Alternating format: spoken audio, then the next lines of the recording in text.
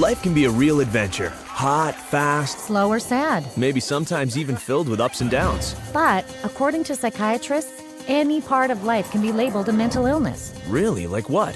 Let's say you're upset after a bad breakup. Well, that could be labeled depression, What if you're nervous before speaking in public? anxiety disorder, Or being really talkative and super active? manic. That sounds a little crazy. It does. But how much does this really happen? Let's go ask. How many people do you know that have been diagnosed with a mental disorder? Diagnosed with a mental, God, off the top of my head, maybe one person that I know who's been diagnosed with a mental disorder. Probably just one. So, yeah, maybe 2 or 3 people, maybe in the 3 or 4 range. 4 or 5, maybe 5. 6 people in the household. 6, 7. 10. A dozen or so. About 20. How about 30? Would definitely be in the hundreds for sure. The total number of people that I know in my lifetime has been diagnosed with a mental disorder probably fall around the range of 100 to 150, and I'm 23 years old. Wow. But where are these disorders all coming from? From Psychiatry's Diagnostic and Statistical Manual of Mental Disorders. It's 943 pages long and covers everything from depression and anxiety to stuttering, cigarette addiction, fear of spiders, nightmares, problems with math, and even disorder of infancy. All reinterpreted and many falsely labeled as a brain disease. But people do have serious problems in life. Absolutely. But psychiatrists reduce them down to something wrong with your brain. So let me get this straight. Psychiatrists have a book of life problems reinterpreted as mental disorders? That's right. Wow. Then it must be backed up by a lot of science. You'd think so, but it isn't. Psychiatrists at one of their recent conventions admitted to it. Listen to this. DSM is made up by committees of men who have political opinion, and women too, who have biases and political opinions. And so there isn't nearly as much science in DSM as there ought to be. Like in the previous one, people had a meeting in the bathroom and they decided that something should be in there, and then they would go and propose it to the whole committee. You have this kind of lumping together of several observations, and when you get enough of them in one tent, you got a diagnosis. DSM system is not the real system of diagnosis. A lot of the disorders that are in there haven't necessarily been rigorously validated. It's just the best tool that we have available, but it is not perfect. It's so useless that if you give me a patient and the DSM, I'll make at least 20 diagnoses on the same patient. You have to take it with a grain of salt anyway. It's actually getting more and more complicated. We're left with diagnosing things on the basis of checklists and questionnaires, which leaves us sort of out of, as you said, the rest of medicine because we don't have a biological test. Amazing. The lack of science in the DSM is actually an open secret. Here's what some professionals have to say about it. The DSM is a sham. It's been described as a house of cards. Why? Because the diagnoses are theoretical.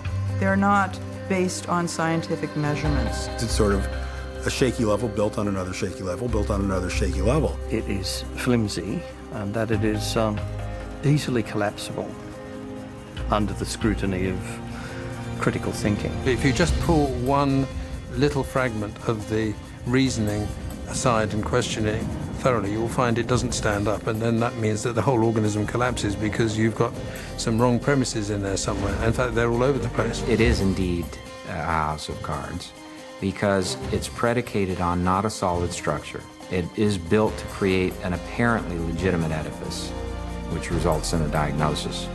But any serious inquiry will show it to be illegitimate.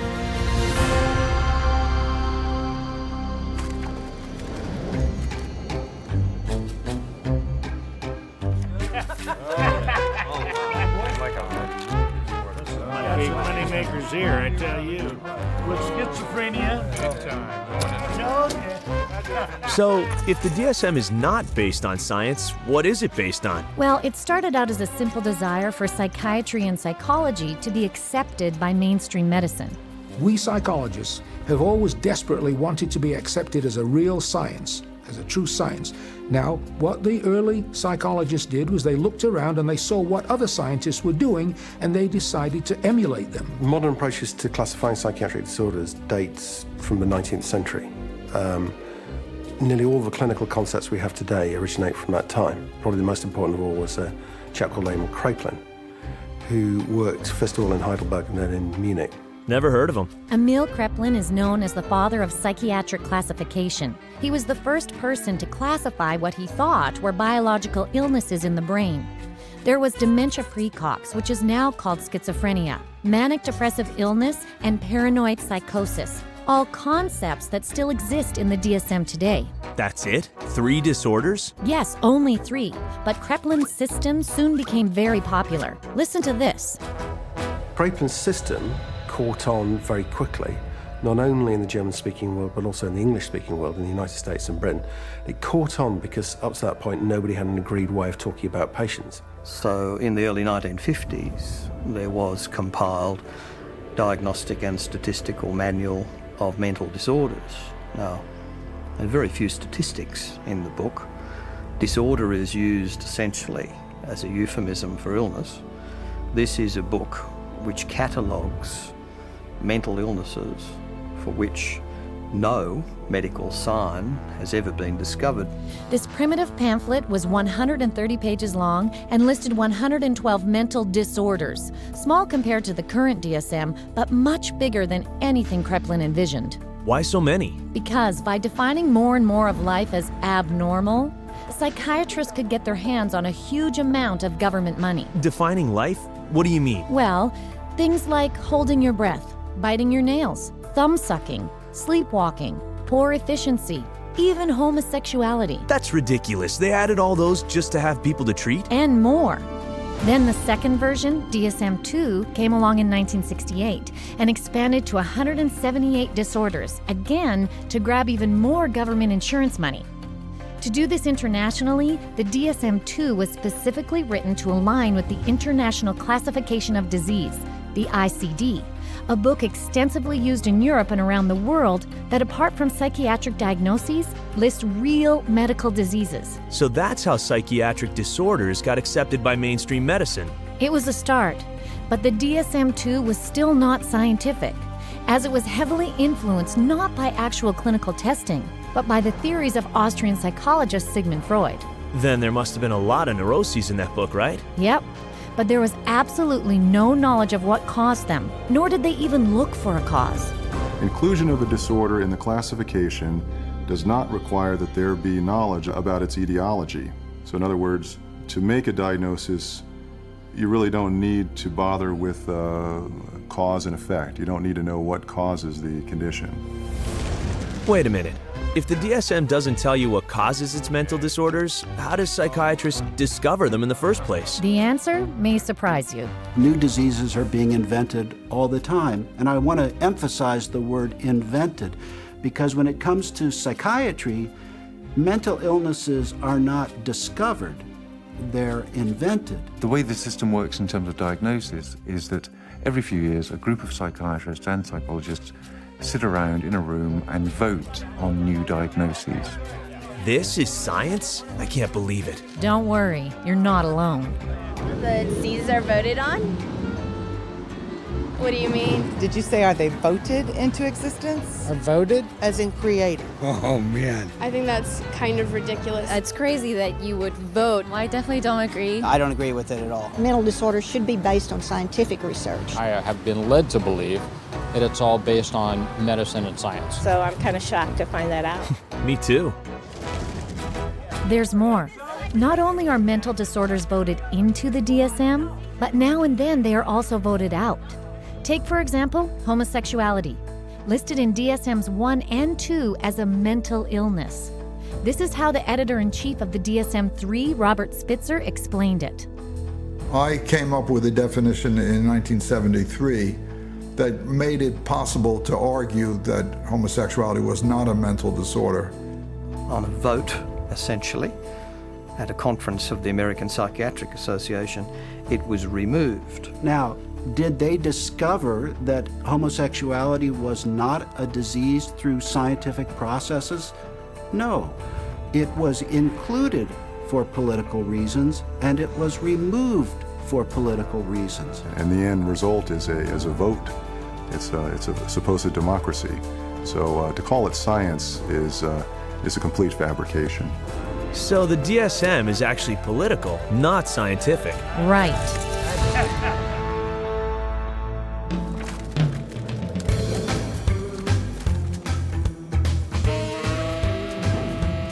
I thought psychiatrists wanted to be seen as doctors, You're right. That's why they had to make their manual look much more scientific. which it wasn't. So what did they do then? Well, they decided the DSM's next edition was going to be completely different. It was a decision that would change psychiatry forever.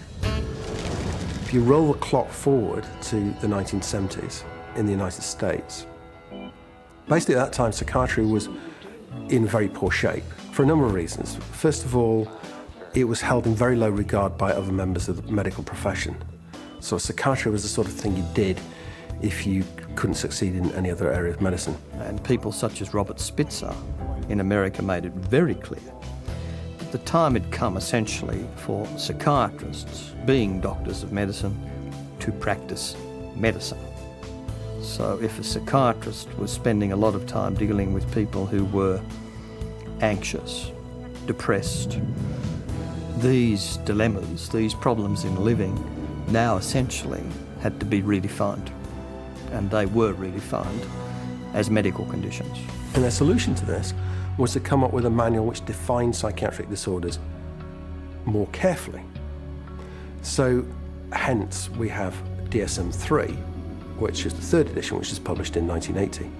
Under Spitzer, psychiatrists editing the DSM-3 threw out Freudian psychology and decreed that from now on, psychiatry's diagnoses were purely biological. So they finally became scientific. No, actually, not at all.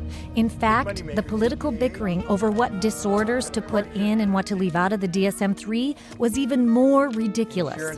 Here's what one psychiatrist had to say about it. They would squeeze into a room which was about half the size of this one. It was much too small. And Bob would raise a provocative question, and people would shout out their opinions from all sides of the room. And whoever shouted loudest tended to be heard. My own impression is it was more like a tobacco auction than a sort of conference. And this is what another member of the DSM decision-making panel said. The low level of intellectual effort was shocking. Diagnoses were developed by majority vote on the level we would use to choose a restaurant. You feel like Italian, I feel like Chinese, so let's go to a cafeteria. Then it's typed into the computer. It may reflect on our naivete, but it was our belief that there would be an attempt to look at things scientifically. Sounds like they had a diagnostic manual that looked more scientific but had no more science in it than before. Meanwhile, the number of mental disorders in the DSM-3 had ballooned to 259. But to sell the idea that psychiatry was a true medical science, they had to spin it with a really impressive scientific-sounding theory. But with DSM-3 from 1980 on, there was the progressive medicalisation of psychiatry. And the notion of chemical imbalance was invented and essentially took hold. Whoa, chemical what? Chemical imbalance theory. It was first suggested in 1965 to try to explain how depression might be caused by an imbalance of certain brain chemicals. I'd like to hear this. Joseph Schildkraut theorized that because psychiatric drugs alter the levels of some of these chemicals, then mental illness must be caused by too much or too little of them. Isn't that backwards? It sure is. It's a little like saying that because aspirin stops a headache, that headaches are caused by the deficiency of aspirin. I see what you mean. But it was just convincing enough to give psychiatry and the DSM-3 the superficial aura of science. As Robert Spitzer put it, psychiatry felt now, gee, we're more scientific, we're part of medicine. So it worked. Yes, and ever since then, psychiatrists and the pharmaceutical industry have relentlessly promoted this chemical imbalance theory, both to the medical field and the public. If you're one of the millions of people who live with uncontrollable worry, anxiety, and several of these symptoms for 6 months or more, you could be suffering from generalized anxiety disorder, and a chemical imbalance could be to blame. Prestige is thought to work by affecting the levels of two chemicals in the brain. It works to correct chemical imbalances in the brain, which may be related to symptoms of social anxiety disorder. Cymbalta works on serotonin, and norepinephrine. Hundreds of thousands of patients have been prescribed Abilify. Ask your doctor. Ask your doctor. Talk to your doctor. Call your doctor. Ask your doctor about Cymbalta. Prestique is a key in helping to treat my depression. Ask your doctor about Prestique. You come to my office, and I say to you, well, you describe what's going on in your life and your symptoms, and I say, well, it's clear to me that you've got a chemical imbalance, and we're going to write you a prescription for this. The truth of the matter is, there's no such thing as a chemical imbalance. There's no test out there that they can depend on that tells you you have a chemical imbalance. There's actually, in fact, dozens of studies showing that there isn't any measurable imbalance. So psychiatrists will explain to patients all the time, this is just like diabetes. In diabetes, you have low insulin, we have to readjust the insulin level. In depression, you have low serotonin, we have to readjust the serotonin level. But actually, we have already proven that there's nothing wrong with the serotonin levels. It's completely a myth, disproven by our own evidence. I had a psychiatrist. He said that, in his professional opinion, this child had ADHD, a chemical imbalance of the brain. And when he was questioned on the witness stand as an expert witness for the state, he was asked if they had done an MRI. He said no. He was questioned if they had done a CAT scan. He said no. He was asked if they had done any bodily fluid check known to medical science to prove that this child had a chemical imbalance of the brain. He says no. And when he was asked how he arrived at this ADHD diagnosis, a chemical imbalance of the brain, it came down to that he had counseled and observed this child for 2 hours, and half of the time was observing. How do you arrive at a diagnosis of a chemical imbalance of the brain by talking to a child and observing them for 2 hours? You don't, okay? It's pure guesswork. Wow, is this for real? See for yourself. Here's what happened when a person with a hidden camera went to several different psychiatrists asking to be tested for a mental illness. Of any scientific test? Not that I'm prepared to do this time. So you getting that I have adjustment, what is it? Adjustment disorder, mixed emotional thinking. It just means situational stress. Right, it's a formal diagnosis. But I'm saying, just where do you get that from? I take you at face value. In terms of diagnosis, there's no way that I can x-ray or project or so it's very hard to have anything to measure. Because whatever's going wrong, it's happening in there, and we just can't go in and open up somebody's skull and scoop something out to measure. Right now, we don't have an X-ray or a blood test. That doesn't mean that the diagnosis is not real. The diagnosis is for insurance, and I'm not really trying to think too much in terms of diagnosis. I don't really see that as my main job here to make a diagnosis, except to give something to the insurance that's reasonably accurate. But we don't even really know what's going wrong in the brain. So all the things that we found were found by accident. I'm stunned. Psychiatric diagnosis is based purely on individual opinion. No matter what they do, they're wrong. Britain's BBC even did a show on this where 10 volunteers, 5 considered normal, and 5 previously diagnosed as mentally ill, were observed by 3 well-known mental health experts, who were then asked to determine who was who. Oh boy. Watch this. We think that it's likely that you've had a history of bipolar disorder. Is that correct? You're wrong. Okay. We've come to the conclusion that at some time you've been diagnosed with a mood disorder. You're wrong. We were wondering whether at some point in your life maybe that you had suffered from a significant psychiatric problem of some kind or other. No. Not at all? You are wrong. All right, okay. 3 wrong diagnoses in a row. After a whole week of observation, the panel have identified just 2 out of 5 disorders. So much for science. You got that right.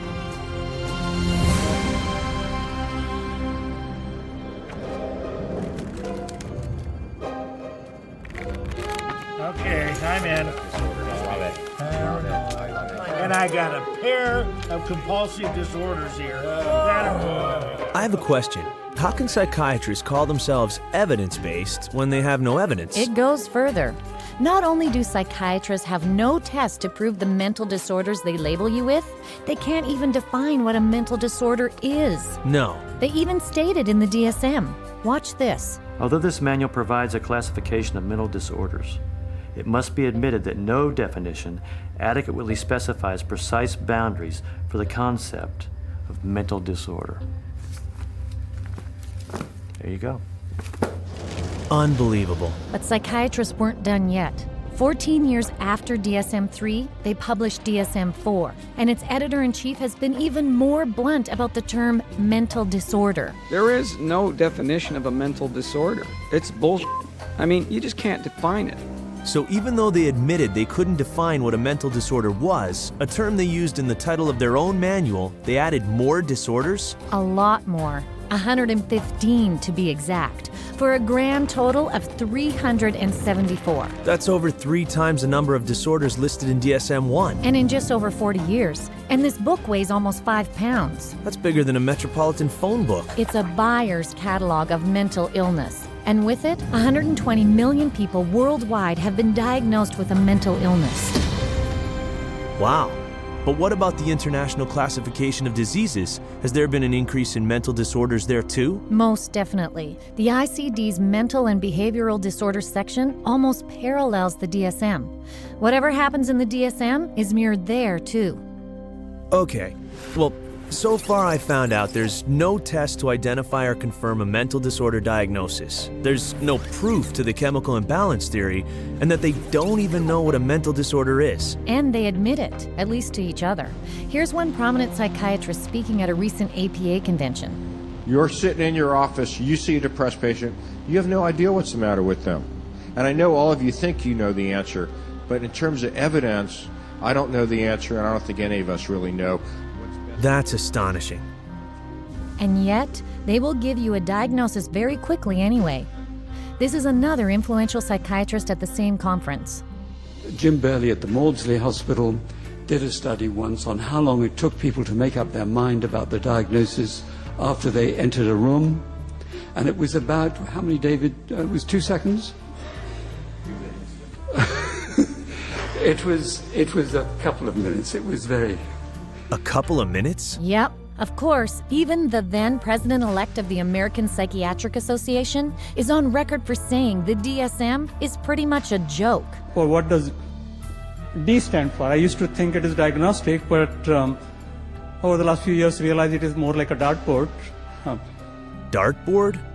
Are psychiatrists telling their patients any of this? No. In fact, psychiatrists act like they know what they're talking about while keeping the public in the dark.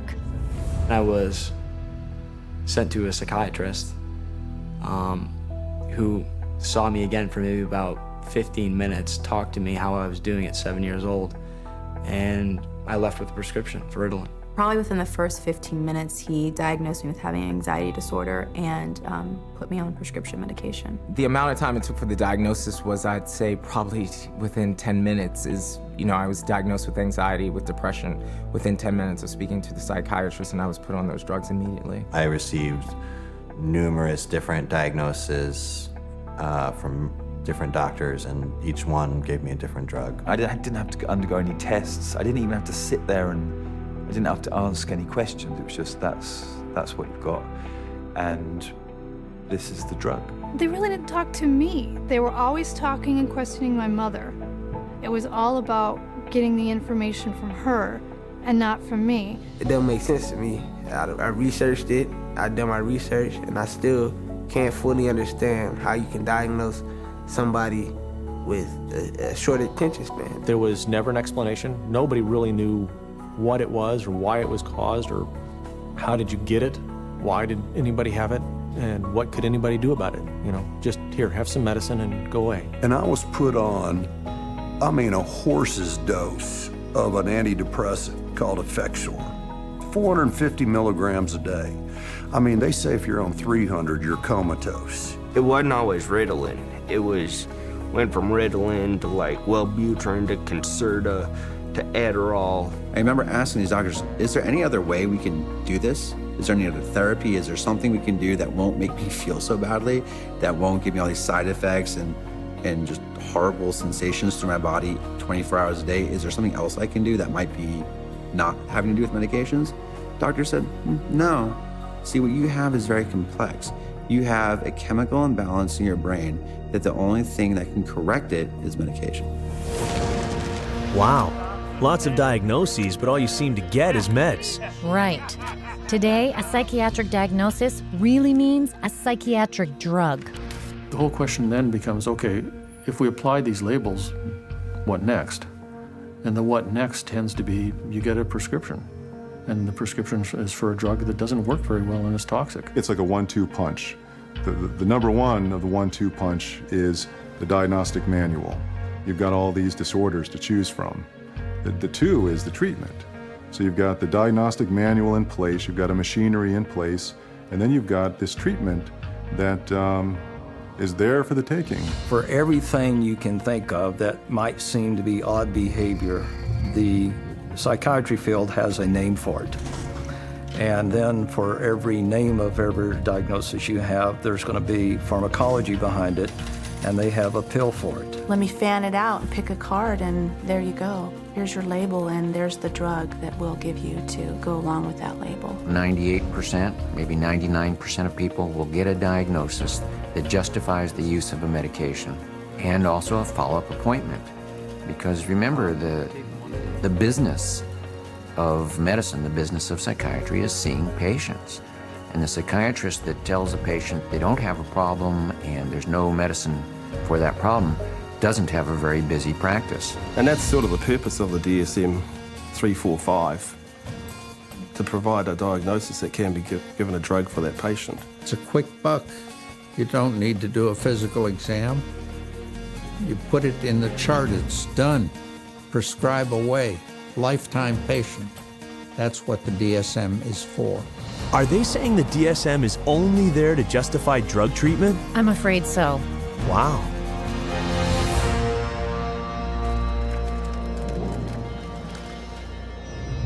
I love all these drugs out here. I mean, it's just... So if psychiatry's primary treatment is drugging, there must be a lot of drug prescribing out there. Absolutely. Did you know over 600 million scripts are written for psychiatric medications every year? Whew.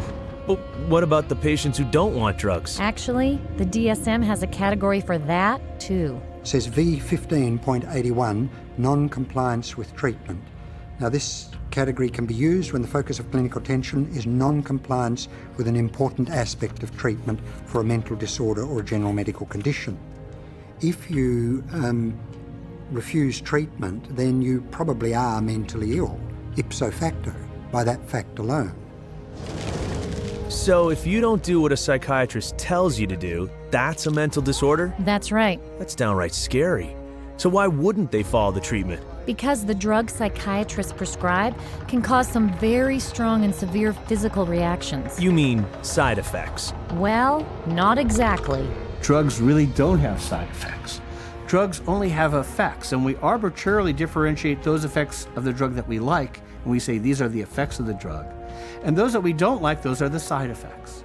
It's akin to saying that a bomb that comes down on a building kills people and destroys the building, and the military general says, oh, killing of the people is really a side effect. No, you cannot separate out the destroying of the building and the killing of the people. And so these are not side effects, these are direct effects of the drug creating disaster. People think antidepressants are going to make them happy, but it's not what they do. They numb them down, and then in themselves there's a withdrawal state from the antidepressants. They just become like robots, some of them. They're not actually able to experience the whole variety and range of human feelings and emotions and work with them and express with them and share them with others. Because once you sort of put somebody on a heavy dose psychotic drug, I mean, you're just dehumanizing them. These are very potent, very toxic medicines, cause on themselves diabetes, high cholesterol, cause what's called a metabolic syndrome, truncal obesity, premature hardening of the arteries. They affect the heart and the lungs and the kidneys, and you never know exactly what to expect. Most psychotropic drugs lead to massive weight gain. Some of them, like olanzapine, for example, can lead to weight gains of 25, 30, even 40 kilos in a year or two, and that is serious. One of the side effects is it affects your sexual performance abilities. In people who are on a lot of medication, they're just totally unable to detoxify through their liver, and then other functions of the body shut down one by one. These drugs have on their labels may increase the risk of suicide and homicide in people who take them, just like a carton of cigarettes tests to say may be hazardous to your health. And there's cases where many people who commit suicide or commit acts of violence are on these medications, which definitely has this type of side effect. You look at the side effect profile is identical to what they're trying to treat, and in some cases worse, and especially in the instance of suicide, then you could see that it's an extremely treacherous area with very, very little actual science behind it. Are you kidding me? These are dangerous drugs. Yes, and there have been thousands, maybe even millions of victims who came to psychiatry for help, but were given drugs that ultimately destroyed them. People such as Candace, on Zoloft because she was nervous before tests. Stephen committed suicide 19 days after being placed on Prozac. Julie, planning for college, hanged herself after only 7 days on Zoloft. Matthew, 13 when he hanged himself. Matt, a 21-year-old on a mix of psychiatric drugs. Caitlin, on Zoloft and Trazodone. Beth, put on Paxil for sleeping problems. Matthew, after starting Lexapro. Charles, on Clozaril. Caitlin, a 12-year-old. Megan, Aaron. Wait. This is insane. Are you telling me all these people who killed themselves had been taking psychiatric drugs? Yeah. An estimated 42,000 deaths a year have been linked to psychiatric drugs. Wow. That's over 3,000 people a month. They should take these drugs off the market. Absolutely they should. But because these drugs are by far the main treatment psychiatrists offer their patients, they downplay the risks, and their patients pay the price. When you get on the psychiatric drugs, you feel just like you don't really want to live anymore. Like, just depressed all the time, and you feel sad. You don't feel like you're in your own skin. It almost feels like you just want to come out of your skin all the time. Get really bad headaches, I'd start shaking, I wouldn't sleep very well, I'd have nightmares. I had started shaking really bad, and it was like uncontrollable, you know, and it's like, I don't understand why I shake so much. It brought on the symptoms that I was trying to escape from, very severe. I'd go through spells where I'd just be completely just dead.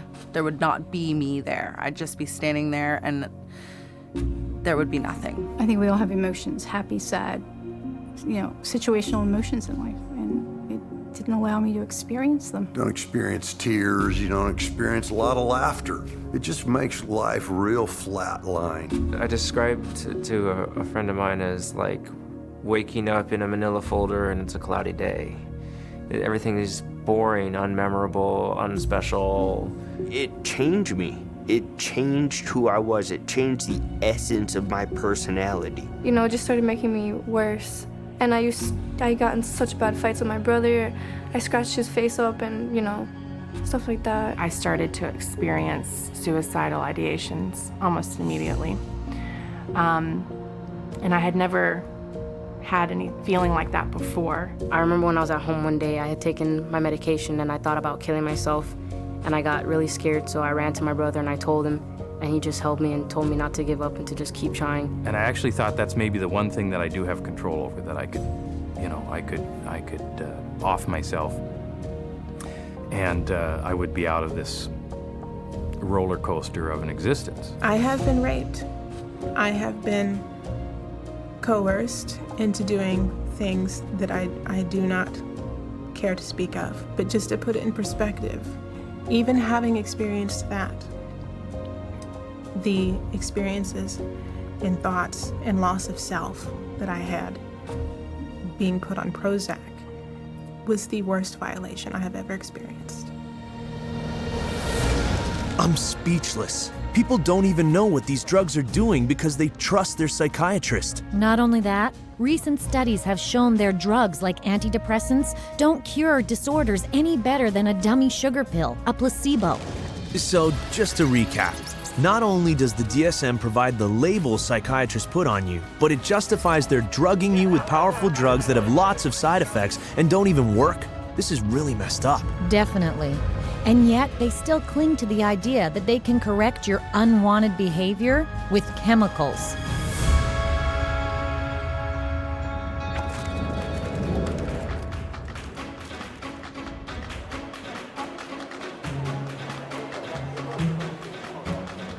Naturally, psychiatry appeals to the pharmaceutical industry, since now they can market and sell drugs for each disorder named in the DSM. I know those marketing campaigns, they're everywhere. Yes, but if you'll notice, they're also marketing the disorder. Drug companies advertise DSM disorders in print, on television, and the internet, urging them to talk to their doctor. They put their paid experts on talk shows to talk about the latest mental illness epidemics.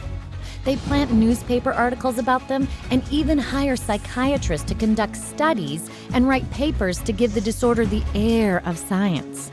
Because if people think they have the disorder, they'll ask for the drug. Exactly. The pharmaceutical industry markets disorders. Because if you can market a disorder, then you've got something to sell your product to treat. So people suddenly come to think of things they previously didn't regard as a disease state as a disease. Go to the doctor, see the psychiatrist then prescribes the drug that the drug companies have received FDA approval for, and everyone is happy except for the patient. They're all working together, the psychiatrists, the pharmaceuticals, and one feeds the other. So again, job security for the pharmaceuticals and also job security for the psychiatrists. And it's not just drug companies pushing these diseases. One psychiatrist, Joseph Biederman, created and popularized a disorder called pediatric bipolar. He actually said it can begin from the moment the child opens his eyes. Bipolar, as in mood swings? For children? Unfortunately, yes.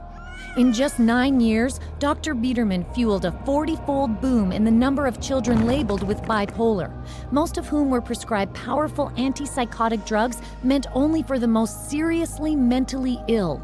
I had no idea. The psychiatrist editing the DSM-4 admitted the DSM's part in creating the child bipolar fad. Well, we learned some very, very painful lessons in doing DSM-4. But inadvertently, I think we helped to trigger 3 false epidemics.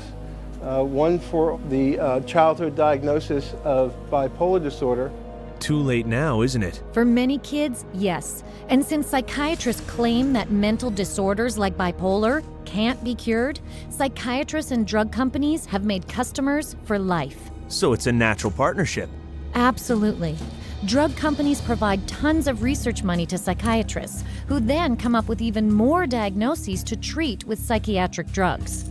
Drug companies have become increasingly dependent on mental illness diagnoses in order to maintain their profit margins. And psychiatrists and increasingly clinical psychologists are more than happy to manufacture mental illness in order to make that happen. Hence, the increase in size of the Diagnostic and Statistical Manual of Mental Disorders. The strategy is how many people we can diagnose with a particular label that would be broad enough to include a ton of people in it. And the mentality behind that is the sale of the pharmaceutical drug, which eventually becomes the treatment. These drug companies are making a lot of money, and they're spilling that money and sending that money to people that will help support their cause. So it's not a surprise at all that they have infiltrated so many of the committees within the DSM and so much of our own medical education. Wait a minute. The drug companies have infiltrated the committees of psychiatrists deciding on what disorder to list in the next DSM? On DSM-4, 56% of the committee members had personal financial ties to pharmaceutical companies. The very industry that stood to gain from the 115 extra diagnosable mental illnesses that were voted in. So of course you see more diagnoses that will be treated with drugs. And way more symptoms listed for each one. The whole world is being made crazy, really. And we have these proliferation of categories which have become more and more encompassing, encroaching in ordinary everyday life. There isn't a human being on the planet who doesn't have at some point, if not several points, in a day or a week, distress. It's part of being human. But to say that because you have this distress, that you now are diseased. If you take a god man in India who wanders around with a shawl and meditates for 17 hours a day, drinks rainwater and engages in some kind of spiritual or religious discipline or practice where he might roll on the ground for 100 miles to a holy place, people there don't persecute those individuals. They accept them as people engaged in religious practices. But here, if you took those same individuals in India and you had them walk across a campus in America, they would immediately be arrested and put into a psychiatric facility because they're manifesting psychosis. This varies by culture. What do we want to straitjacket everybody? Is everyone going to be the same? What about people that do have a little bit odd behavior? Is a little odd behavior bad or dangerous? It's just different. You want this thing to cover, all manner of aberrant human behavior.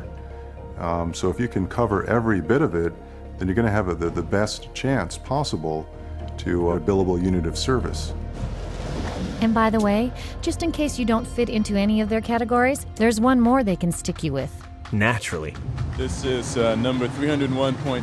312.9. 292.9. Bipolar disorder, not otherwise specified. Gender identity disorder, not otherwise specified. Disorder of infancy, childhood, or adolescence, not otherwise specified. Not otherwise specified.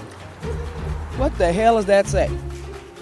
They don't know. It's kind of like a catch-all. It's the garbage can for the leftovers. There's even a box for people that don't fit in the other boxes. To me, it's insane. This is like rubbish to me. This is scary to me. This is hackery, quackery, dockery. That's pretty bad science if your categories are so weak that you need a miscellaneous category to pick up all the loose ends. Yeah, like ADHD, not otherwise specified, eating disorder, not otherwise specified, mood disorders, not otherwise specified. You can always use the NOS, the not otherwise specified diagnosis, and that's a billable service. Not otherwise specified means that you're sort of at sea to some extent on the exact diagnosis, meaning it doesn't fit into any of the categories you've established. Unspecified mental disorder. You see, that's considered a disorder. Having nothing wrong with you is now a disorder. That's what this says. Can you believe it? No, I can't believe it. There's a category called unspecified mental disorder, as in, we're not describing it for you. That's a mental illness too? It gets crazier. According to the DSM, you could also be diagnosed with a mental disorder it doesn't even list. You're kidding. Listen to this. These diagnostic criteria and the DSM-4 classification of mental disorders reflect a consensus of current formulations of evolving knowledge in our field. They do not encompass, however, all the conditions for which people may be treated or that may be appropriate topics for research efforts.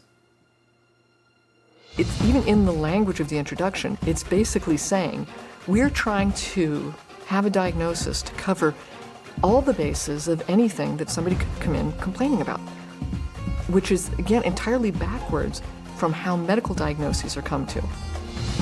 This DSM isn't even close to medicine, is it? Nope, it's pure marketing.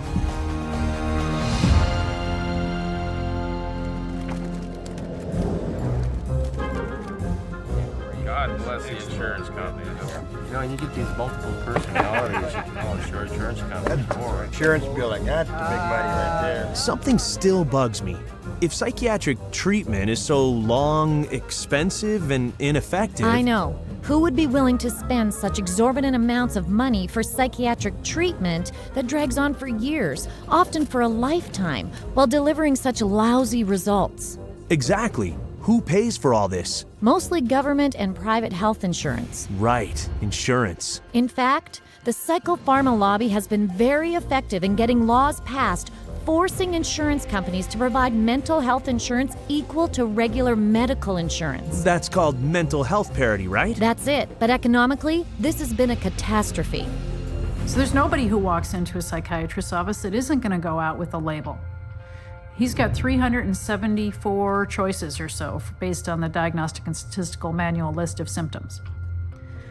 So he's got to fit you into one of those categories in order to get paid. The DSM really should be called, how to bill the insurance companies, how to get money from the insurance companies. It's a list of codes, and there's a number for everything, and that number goes on an insurance form, and then you get payment for it. The DSM is completely built into the system now because you can't get reimbursed by an insurance company unless there's a DSM diagnosis. A kid wets the bed, you can bill on that. They're going to have one called a skin picking disorder. You pick your skin, you can diagnose and bill on that. You can always find a diagnosis and you'll always be able to bill. A psychiatrist or a psychologist can go through their book now and find a diagnosis code for just about anything. Everybody would fall into something that they could put a diagnosis on and fraud insurance companies. What a racket. You got it. Every year, the psychiatric industry uses the DSM to rake in $100 billion from the U.S. government and private insurance. And that's just one country. I'm starting to realize just how much the DSM has pushed up the overall cost of medical treatment. I know. The average insurance bill from psychiatrists is double that of general medical treatment. And that raises what I have to pay for insurance. Right, and it wastes taxes too. The Texas State Mental Health Insurance Program was almost bankrupted by one class of very expensive psychiatric drug, normally prescribed for bipolar disorder. Wow, that's a lot of drugs. Sure is. And on top of that, because DSM diagnoses are so arbitrary, another huge and costly problem is insurance fraud. Private psychiatric hospitals have been caught posing as stop smoking and weight loss clinics to get people to admit themselves. Come with me. Paying recruiters $3,000 a head to funnel government insurance patients through their doors. How many more you got coming? A bunch. And holding patients inside as long as possible until their insurance coverage runs out. And all this is for the insurance money? Right. And once patients are enrolled, any diagnosis can be pulled out of the DSM to justify treatment. Check out this hidden camera footage from someone posing as a psychiatric hospital worker. So I'll say patient display. That's how my opening is always a classic. Patient display. He's sort of, what do you think? You think he's, I thought, I've interacted with him a lot, and I thought he's always appropriate. He's always... But under behavior, what's some good words in here? He's not negative. He's sort of intrusive a little bit. Not really. He doesn't push limits anymore. He doesn't really act intrusive. He acts sort of anxious. Focus on the negative. And why should we focus on the negative? Because that's how they get paid. This is what they told me. You write what you want to write. I know I got to write for it. So I know what I have to write. You know what I mean? So that's why why do you have to write it? So this place can get paid. Oh, okay. It's a business thing. It's not like I'm lying, but I always pull the negative out. You're supposed to. They tell you to. What? The negative? Pull the negative out. You pull it out of them. That can't be ethical. It's not. And that's just the beginning of the fraud.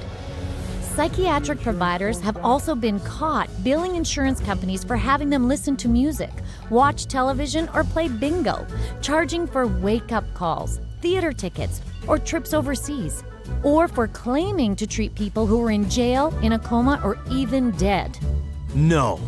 Some psychiatrists have even been busted for having sex with their patients and billing it as therapy.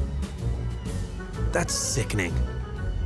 As one insurance fraud director said, the extent of the fraud is limited only by the imagination. I had no idea. Not many do. Mental health fraud cheats insurers and taxpayers out of $5 billion every year in the United States alone. They should arrest these criminals and throw away the key.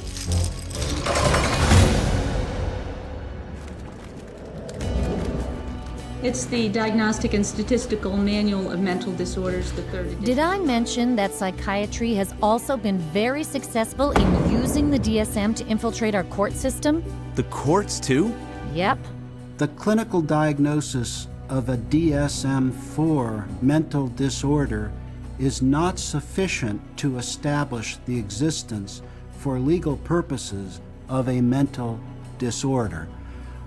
That's a very interesting point. Basically, what the authors are saying here is that the material in the DSM has no utility in the courtroom in deciding guilt or innocence. It should not be used in courtrooms as part of the legal process. Wait a minute.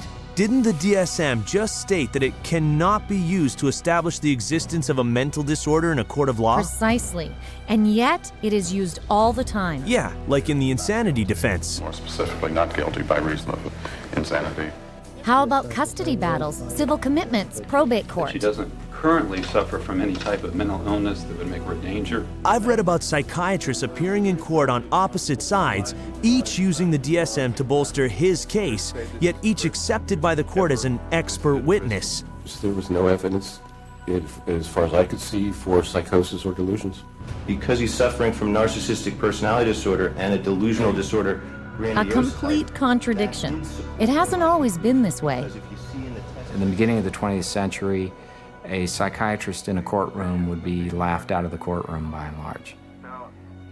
Today, it's commonly accepted testimony as long as it's in accord with the DSM. The danger in using the DSM in a court setting is that you're using a vocabulary that the judge or the jury doesn't fully understand. They are, by concocting these psychobabble words, it makes it seem like there's something there that may not be there. The courts have allowed all this junk science to come into the courts, and they've made case law on it. And once the case law is made, we're stuck with it until it gets overridden. They come in with tests, they come in with their diagnostic categories from the DSM, and they say, we've done tests, we've determined that this person has this numbered malady, and therefore they do. And there's almost no way to pry a judge out of accepting that. When a psychiatrist makes a diagnosis in court, is that the person is sent to a mental institution, deprived of liberty, and we have no idea whether he's guilty or not. On the basis of DSM diagnoses, someone is involuntarily committed to a psychiatric institution every 40 seconds. That's just so wrong. And anyone, anytime, can lose everything because of the opinion of a psychiatrist. Listen to this. I went to a stop smoking course at Vanderbilt. And the doctor, the lady that ran the program said that she goes, we need to get you on a stop smoking medication. So she prescribed me Zyban. Well, after the fact, I find out that Zyban is nothing but this really powerful antidepressant called Wellbutrin. Yeah, I stopped smoking, but I had no idea the hell's gates were being opened when I started taking Zyban. I had been clean and sober for 18 years. Just never considered that. But something about that, I started experiencing the craving to drink again, and my life fell apart. Divorce, relapse. So then a sibling of mine got wind of my relapse, wanted to gain control of my pocketbook and my life, and found the dirtiest lawyer in town who knew, one of the dirty psychiatrists, and bought and paid for an evaluation, had a hearing in a court before I was ever served notice. And the next thing I know, every right that a human being can possibly have was taken from me. And you have less rights as a conserved person than you do as a criminal. I mean, you are stripped of every right. You can't enter into a contract. You cannot marry. You cannot sue. You cannot even fight the legal system that has involuntarily put you in this. And it was all based on the psychiatrist's diagnosis, who never evaluated me. That's unbelievable. He was just trying to quit smoking, but instead got a psychiatric diagnosis and his rights taken away? All his money gone, too. Not to mention being incarcerated in a mental institution. But if you think what psychiatrists do to individuals in our court system is bad, wait till you see what happens to families. Children are taken away from parents every day in these juvenile courts because a person with a PhD or an MD after their name comes in and says, I've shown ink blots to a person, and they may be a risk to a child. Just in my little state of Massachusetts here, there are 11,000 children in captivity taken away from families at any one moment. And almost all of those children are being drugged. And our own commissioner of children and families testified under oath that they drug 88% of the children that they take out of the families. 88% drugged? That's almost a sure thing. And that's just the tip of the iceberg. All over the world, psychiatrists are using the court in any number of ways to take away people's rights and destroy families. Just watch. Psychiatry has affected my family through the family law court rulings. The family law court has a court-appointed child psychiatrist who, it appears, determines the future of the child. It's just like a business in the court system that they forced you to undergo all of these psychological evaluations, and you have to pay thousands of dollars, but at the end of the day, it has been supported by no evidence, nothing. They'd said to me, Deb, you have a choice. Either you bring your son to get medicated, or we'll take your child away from you and put him in a home that they'll medicate your child.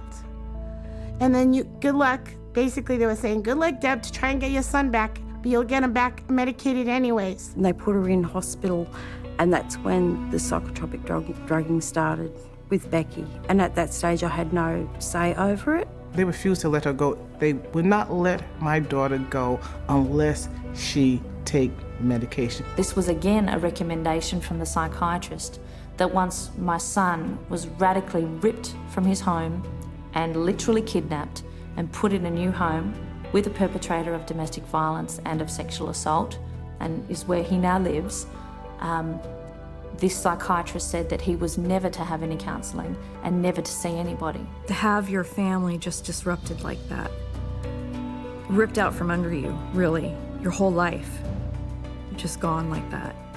And then you have to fight every day to get him back.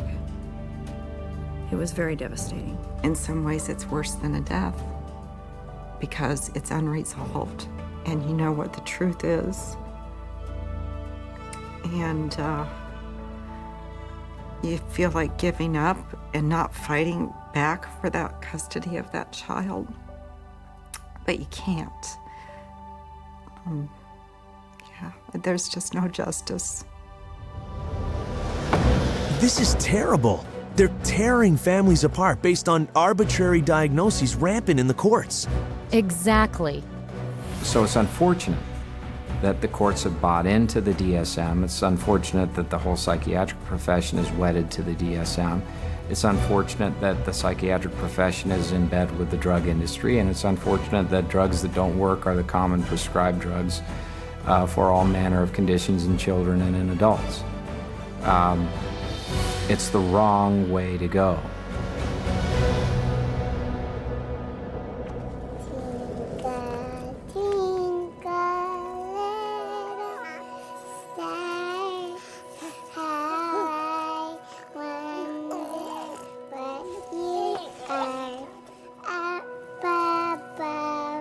Oh no, not them too. Unfortunately, yes. Children are now a huge target market for psychiatry. The number of childhood disorders listed in the DSM has skyrocketed from 3 disorders in 1952 to 44 today. That's 15 times more. And yet, the DSM basically admits it shouldn't be diagnosing children. In early childhood, it may be difficult to distinguish symptoms of attention deficit hyperactivity disorder from age-appropriate behaviors in active children, such as running around or being noisy. We basically don't know the diagnosis from normal childhood.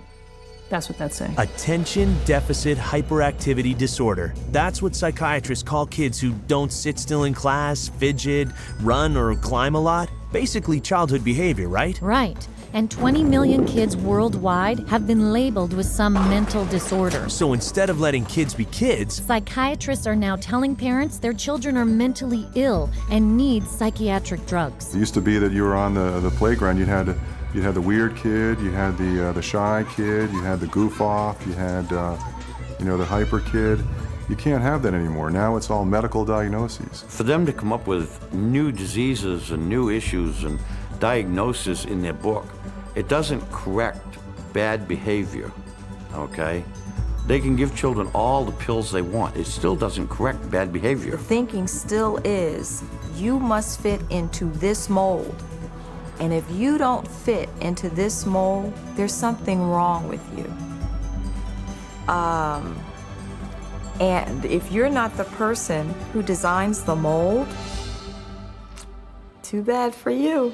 A child is labeled and then they're brought to professionals who are trained a very particular way. They're all being trained that if the child fits into this category, then we should consider putting them on Ritalin because that's what they do. That is the protocol. The way the Ritalin will be marketed to the parents is that they will say, this is a drug to calm your child down.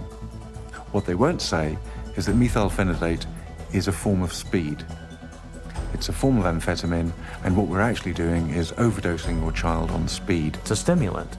So naturally it's going to increase heart rate, increase blood pressure, and you put a kid out on a football field on a hot summer day, and his risk of having a cardiac event of some sort has just gone up. You know, I heard that stimulants given to kids diagnosed with attention problems are chemically very similar to cocaine. Yeah, and they have such a high potential for abuse, they're listed by the US government in the same category as morphine, opium, and methamphetamine. So who are psychiatrists going to drug next? Babies? Exactly. They're using what they call Diagnostic Classification 0 to 3, or DC 0 to 3. It's like a mini DSM for babies and toddlers. Listen to this. We already targeted our school children with ADHD and bipolar. That's already done. That was done 20 years ago.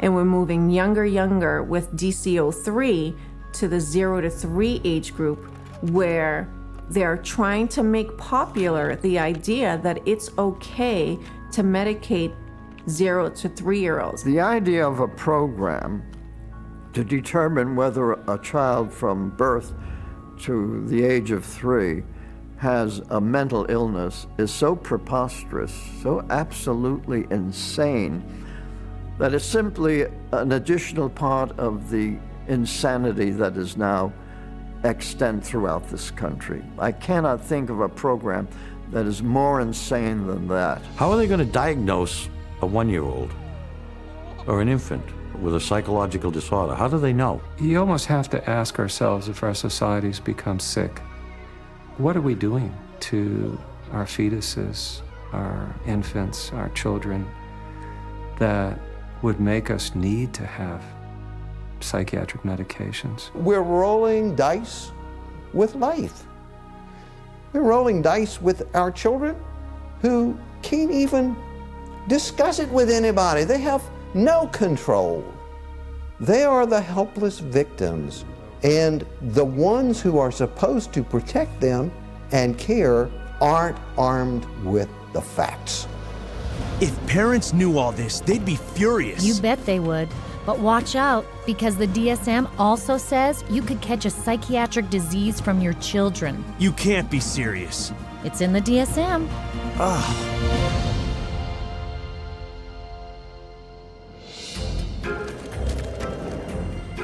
We're going to talk about some of the proposed changes that are suggested for DSM-5. I heard the DSM-5 is even crazier than the DSM-4. You heard right. You've got 374 named diagnoses in DSM. Well, guess what? There's going to be more in DSM-5.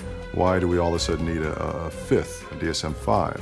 Psychiatry wanted to broaden the horizons of mental health problems, of disorders.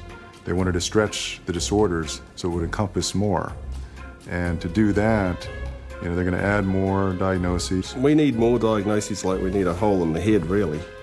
They're not serving a purpose for mankind, all these diagnoses. They're almost laughable, some of the diagnoses. Laughable? Really? Well, they're talking about hoarding disorder if you don't throw enough things away. Persistent difficulty discarding or parting with personal possessions. Binge eating disorder if you overeat too often. Recurrent episodes of binge eating. Oh, and there's skin picking disorder. So it's recurrent skin picking resulting in skin lesions. Those are mental disorders? And for children, there's a new disorder that will scoop up the huge number of kids whose tantrums don't yet qualify for bipolar. They've created temper dysregulation disorder to seem a little bit more mild of the condition and include a lot of the younger population in terms of that diagnosis. And what it essentially does, it just broadens bipolar disorder into a whole other new category. And where they don't fit into bipolar, now they can fit into this other diagnosing criteria. So the net is getting wider and wider. More than you know. They're even considering adding a label for spending too much time on the computer. Internet addiction diagnosis. It's another example of, just taking something going on in the popular culture that's, pretty widespread and then finding a way to pathologize it. I know people personally that spend 12, 13, 14 hours a day on the internet or social networking groups like Facebook. So there is something going on there. But is it a condition that we need to then label and drug? Absolutely not. That is laughable. Yeah, until you consider that in China, the government has already set up psychiatric clinics that treat teenagers for, quote, problematic computer use, sometimes using electroshock to cure them. No. And if you think that's bad, there's one more proposed inclusion into the next DSM that is truly chilling. It gets worse? This one takes the diagnosis of mental illness a major step further. Psychosis risk syndrome, known more recently by the convoluted title of attenuated psychotic symptom syndrome. That's a mouthful. What does that mean? A really scary thing that's coming on the horizon is to come up with a whole bunch of diagnoses in there that are looking at people who currently are mentally well-adjusted but have a risk of developing a mental illness in the future. They're still thinking they can define well before the symptoms develop the risk of a person developing a major mental disorder without any biochemical, biological or genetic test or any physical test whatsoever. They don't know the cause of a mental illness. They can't treat it, they can't cure it. So how can they launch a preventative campaign for mental illness? It just logically, it falters. Wait a second. Do psychiatrists really think they can predict a disorder sometime in the future? Let's hear it from them. How can psychiatrists know if you're going to have a mental disorder in the future? Again, that we don't know categorically who will develop psychiatric illness in the future. It's really hard to say, actually. I don't know if you could 100% predict for anybody. You can't forecast if one will develop a psychiatric disorder. Maybe not, or maybe yes. It's hard to predict. It's hard to predict. There's no way to predict that. Well, I don't think that nobody knows that. There's no way to tell. Nobody knows? I don't think anyone can know what's going to happen in the future. They obviously have no clue. Yeah, but despite this, they're already proposing to screen kids for future mental illness. So they can treat them now. You bet. I would hate to see us go into the type of society where people are locked up for what they may do in the future rather than what they actually have done. Identifying people who are pre-psychotic would be a huge industry. Wow, that's truly terrifying. And the crazy part is, psychiatrists are still moving forward on DSM-5 when some of their most influential openly admit it's completely worthless. Any comment on DSM-5? It's of no use to us in the rest of the world. You know? Even the psychiatrist in charge of the U.S. National Institute of Mental Health is less than enthusiastic about it. I don't do DSM. I'm not involved. So, and that maybe tells you more than anything. NIMH is not involved with DSM. So the top guy at the biggest government psychiatric organization in the world wants nothing to do with the DSM? That's what it looks like.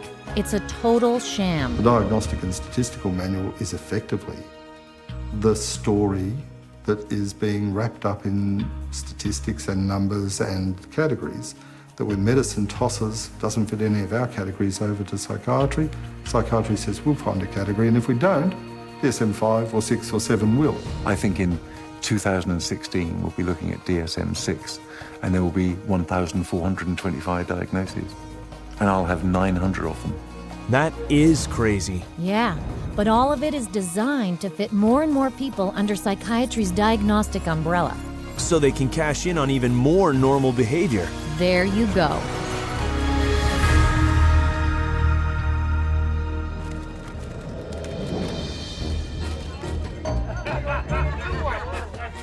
So, if the DSM is so completely useless, why are psychiatrists... Oh, gotcha. It's all about money, isn't it? With psychiatry, it's always about money. And it all starts with the DSM. As Robert Spitzer said, the American Psychiatric Association found out it could make a lot of money by selling it. They've made a tremendous amount of money. Every time they revise the DSM system, the American Psychiatric Association makes a hell of a lot of money. A hell of a lot of money? How much are we talking about? $6.5 million in sales a year. Whew. But it's not just selling the DSM that rakes in the profits. Psychiatrists and drug companies make money every time they use it to diagnose someone. You create disorders so that you can treat it with a drug. It's the ultimate money-making machine. How many people can we drug? How many labels can we put out there? How many people can we herd into these labels and feed them a drug so we can get richer, make more money? There's an inherent conflict of interest, and that conflict of interest is driven by the desire to make money. More money, more money, more money than one should expect. Huge money in the psychopharm business. If you really did the research on these diagnoses, you'd see that 90% of them or more don't exist. They're not valid. Then that's all of a sudden, all that reimbursement from the insurance companies disappears. So we have to cut the money cord, as well as cutting the DSM cord if we're ever going to really succeed stopping this juggernaut from continuing. And once again, it's follow the money, and you'll get your answer every time. This has been a big eye-opener.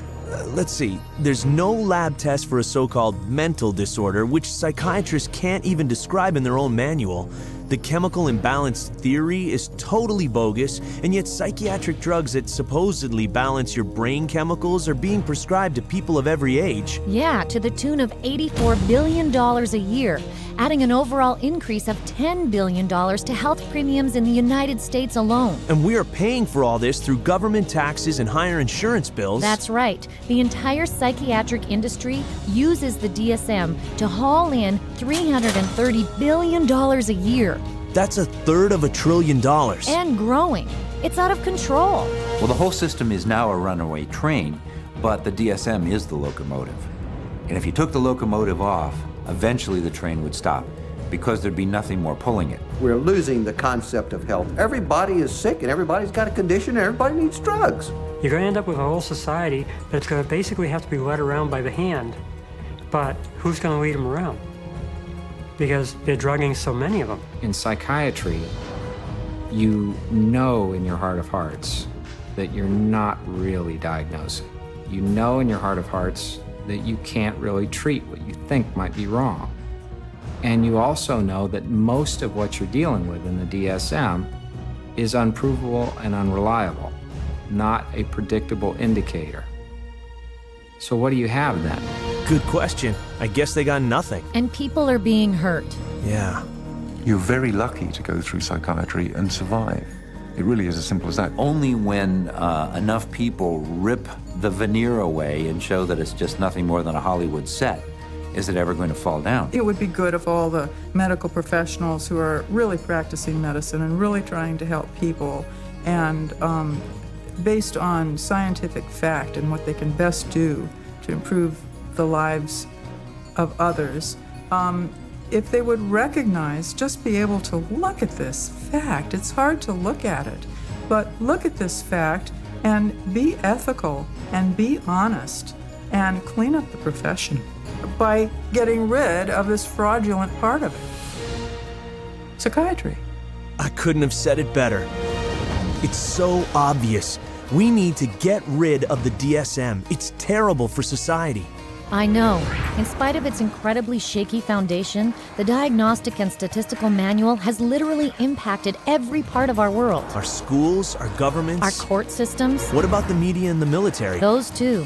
Basically, our entire society. And all without a single person cured. The DSM really is more than just a house of cards. The Diagnostic and Statistical Manual is psychiatry's deadliest scam.